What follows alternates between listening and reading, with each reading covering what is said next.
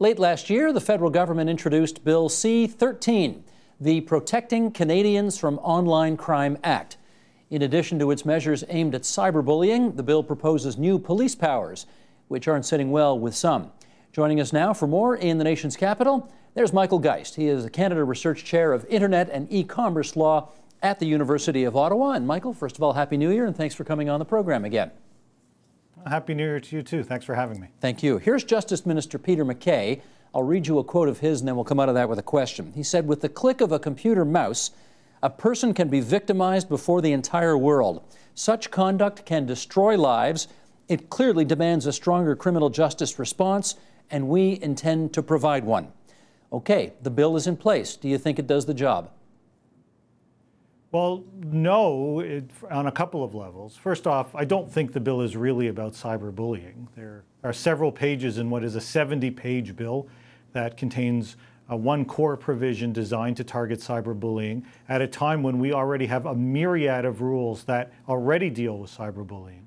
The reality is that most of this legislation is what is referred to as lawful access, and it's thinly disguised in the sense that it is the majority of the bill. It's just, in a sense, a new attempt by the government to bring back what has been controversial legislation and doing it with a bit of new packaging. In prior attempts, we saw things like around terrorism, at one point in time spam, and more recently around child endangerment. You'll recall that bill. This bill now talks about cyberbullying. It's a hot issue. Everyone's, of course, sensitive to the concerns around it, but it still is primarily a bill that's about lawful access and very little about cyberbullying. Let me follow up on the kids angle that you just raised there, because it was a couple of years ago, I think, that the feds introduced that Protecting Children from Internet Predators Act, Bill C-13. It was met, as I think everybody remembers, with massive criticism, and the government had to pull the bill. Just remind us, what were the major concerns surrounding that bill as they related to the powers of law enforcement? Well, that bill really contained almost nothing dealing with child internet predators. It was almost really exclusively about increasing law enforcement powers. And there are several provisions in that bill which admittedly are not found in the new bill. And so there were issues around mandatory disclosure of subscriber information. In other words, internet service providers and other intermediaries who have subscriber data could be required to disclose that information without court oversight. There were provisions as well that talked about creating a surveillance capabilities within internet service providers so that they'd have the ability to conduct surveillance in real time and ensure that all providers had those kinds of technological capabilities. And there were a whole series of new warrants, of which there is considerable amount of debate about the right threshold, that would allow law enforcement to access a range of different kinds of data, including transmission data, the data that we give off when we engage in communications online, preservation warrants to ensure that providers retained or preserved that data, and then disclosure warrants to ensure that they could disclose that. So it covered a wide range of issues. Some of those are replicated in this new bill. Some have admittedly been excluded. So this new bill, you think, is less egregious, if I can put it that way, than the old one? Well, I think it's certainly fair to say that at least two of the big concerns that arose in the last bill are out. One is that mandatory disclosure without court oversight, although what we are left with after this bill still, I think, raises some concerns about the prospect of disclosure of information without appropriate oversight. The other exclusion is on the surveillance infrastructure, which I have to admit, in light of what we've learned over the last 6 months due to the leaks coming from Edward Snowden, seem a bit quaint. The notion that there isn't already the capability for widespread surveillance is something that we now know is already out there. There may be a degree of difference in terms of who would have access based on the prior law, but we now know that many of the kinds of surveillance capabilities that I think people were envisioning and concerned about when they were thinking about Bill C-13 may already be in place. Do you think that the new bill, C-13, makes it easier for telecom providers, who of course have a lot of our personal private information, to make that information available to law enforcement people? I don't think there's any doubt that they do. And so the starting point sort of to provide an assessment for that question is to note that they already have the right, admittedly, they already have the right to disclose as part of a lawful investigation. And so when Canada created its privacy legislation in the late 1990s, there was a carve-out for investigations. that allowed but did not require intermediaries to disclose that information. So law enforcement goes, let's say, to an internet provider, says, we're conducting an investigation, we'd like you to provide information on a particular subscriber. The intermediary, the ISP, has the right on the one hand to say, sure, here you go, or on the other hand, they can say no. They can say, come back with a warrant, and if you provide that warrant, we'll give you the information that you need. We know that ISPs already do disclose this information, especially in things like child endangerment cases, thousands of times every year without a warrant. But we also know that there are instances, and there are ISPs that say, no, we'll only disclose where there is appropriate court oversight. What the government is doing here is not creating the mandatory requirement, as was controversially in Bill C-13, as we talked about earlier, but instead creating a new immunity for those ISPs that do disclose. And so think about it. If you're an ISP, you're presented with this request. One of the things that you're going to think about today is, okay, if I disclose this, what's my potential liability for having done so? Do I face the prospect of criminal liability? Do I face civil liability? Might there be a class action if I make this a standard policy in terms of disclosing subscriber information without court oversight? What the government has proposed to do within this bill is give a complete carte blanche to internet providers, saying you will be granted full immunity both from any criminal liability, although admittedly the likelihood of that is pretty slim, but more importantly, full civil liability immunity as well. No class actions, no other lawsuits where you cough up this information, even without a court oversight. And I think in the view of many within the privacy community, they look at that as a clear signal coming from the government that internet providers and others are free to disclose this information. It's worry-free in the sense of liability, and so that the government will get much closer to what seemed to be the end goal in that prior legislation, namely obtaining that subscriber data without having the courts involved. And let me do one more follow-up on this angle, and that is there anything in this bill, or is there anything in past practice that would indicate to you that if that information is transferred to law enforcement officials, the internet service provider will actually go to his or her customer and say, we've done this, we've had to do this, we wanted you to know?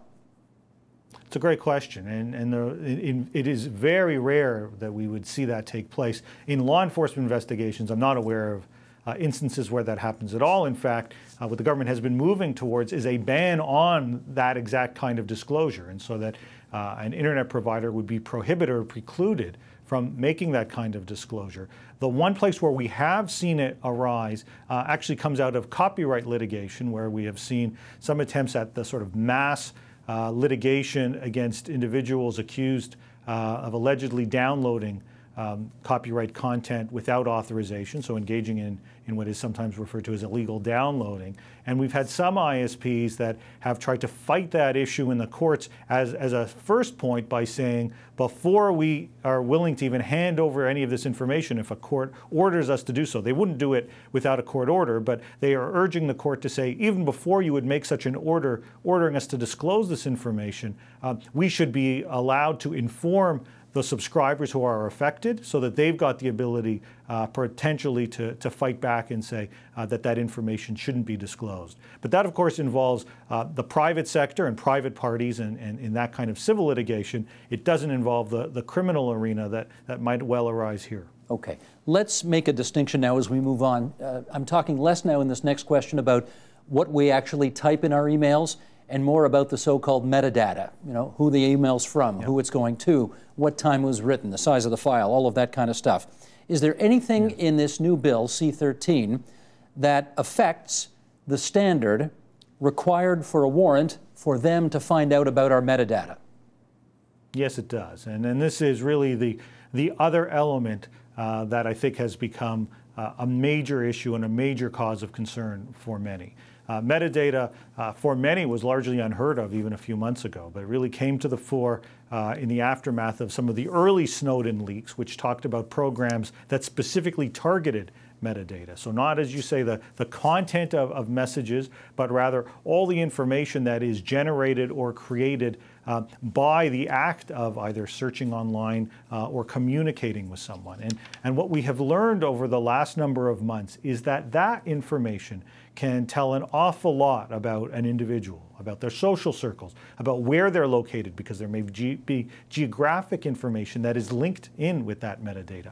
So there's lots of information that can tell a very detailed, compelling story, sometimes perhaps even more important, the metadata, than the actual content of the conversation itself. Now, trying to access and data mine that metadata, finding ways to look through all the various bits of information to begin to draw some of these connections and try to make sense of it, is what lies at the heart of much of the activity around the various surveillance disclosures that we've seen. This new legislation does create a warrant specifically for metadata. The government hasn't called it a metadata warrant. Instead, they call it a transmission data warrant. But in effect, what it really is dealing with is metadata.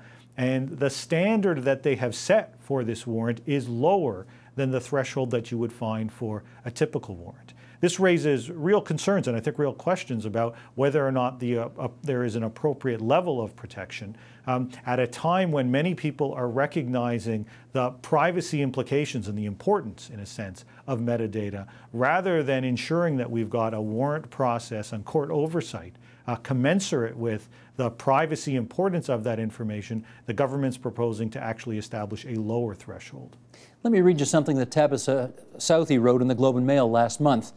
Tabitha Southey, a lot of THs in that. Okay, let me try that again. Here she goes. Reasonable grounds for suspicion is a low bar, but under Bill C13, that's all an officer would need to obtain a court order.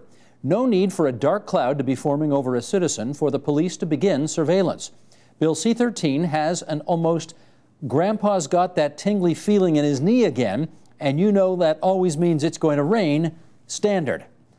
What do you think? Do you agree? Well, I certainly agree that the standard is low and far too low given the importance of the information. I think Tabitha has it exactly right. In fact, we could have looked at what the Supreme Court of Canada has had to say about metadata, because around the same time as that column, the Supreme Court of Canada was issuing a decision known as VU, and it was looking at metadata that's generated not necessarily by internet-based communication, but instead the metadata that our computers, as we work, generate. And as many people will know, as you do anything on a computer, whether that's typing an email or working on a document or altering a picture or the myriad of things people may engage in, there is, again, metadata, information that is generated about those various activities. And what the Supreme Court of Canada says is that that kind of information can itself raise real privacy implications. It notes that in many instances, this is information that people are not consciously creating and generating and thinking about from a privacy perspective, but instead happens just as a matter of course when we use these kinds of technologies. And it recognizes that the privacy implications, the kinds of things one can read out from that data can be very significant. And so I think what we are seeing, certainly from many security experts, from privacy experts, and now even the Supreme Court of Canada, as well as, of course, many commentators, is that this is information we ought to be thinking about really seriously when we think about what kind of privacy protection we ought to have. We're starting to see that kind of debate in the United States, especially around surveillance. Perhaps we will see it, and I hope we see it in Canada around surveillance issues here as well. But what this new bill is doing is also saying this issue is a live issue in terms of the standard that the government sets within the criminal code. And somewhat puzzlingly, I think, it's establishing a standard that tries to send the message that the government doesn't think the privacy import of this is very important at all. Let me put their side to you, though. We've got a couple of minutes left. I want to touch on two more things. Their side would be, we live in a post-9/11 world. Job one for governments, certainly in Western civilizations today, is keep our people safe. We don't want terrorism. We don't want anybody getting killed or blown up when they're not expecting it. These are new, insidious threats, and as a result, we need new, more sophisticated techniques to undercover them. What do you say to that argument? I say everybody wants to ensure that we've got appropriate levels of security, and we've got the laws and tools that law enforcement and security agencies need to be able to do their job. The problem is that simply creating new layers of laws doesn't necessarily do that. It doesn't do it within the cyberbullying context, the nominal reason for this legislation in the first place, where there are already a myriad of laws that are out there to deal with cyberbullying. And in fact, the very report that the government relies upon for this bill for cyberbullying provisions acknowledges that there are nearly a dozen provisions in the criminal code that can already be used to deal with most forms of cyberbullying. And so in that context, we already have many laws. In the security context where we're moving forward with the rest of this bill, we also have many of the existing powers already in place. And I'd argue that if what we're going to do is move towards some of these new kinds of police powers, surely the onus is for law enforcement to demonstrate that there is this problem. Not that there isn't potential security threats. I think most would acknowledge that there are, but rather that the current environment, the current legal frameworks we have are insufficient to deal with them. And I'd argue that despite a decade of opportunity for law enforcement to try to make that case, to demonstrate instances where they've been in a sense hamstrung or faced an unreasonable burden in terms of the kinds of tools and legal tools that they have to deal with these issues, the case hasn't been made. In fact, it's very often the opposite. What we often learn is that law enforcement has successfully used the existing law, new technologies, and the internet as a core part of some of their investigative activities. So they're very quick to trumpet some of the success stories, and we know that they're there, and we're glad that they're using those tools to try to stop those sorts of activities. But before we rush headlong into new laws, some of which we already know run counter to many of the kinds of privacy concerns that are out there, surely there's an onus to demonstrate that there's a problem. Michael Geist, as always, we thank you for coming on TVO and sharing your views. Thanks so much. Well, thanks so much for having me. Support Ontario's public television. Donate at tvo.org.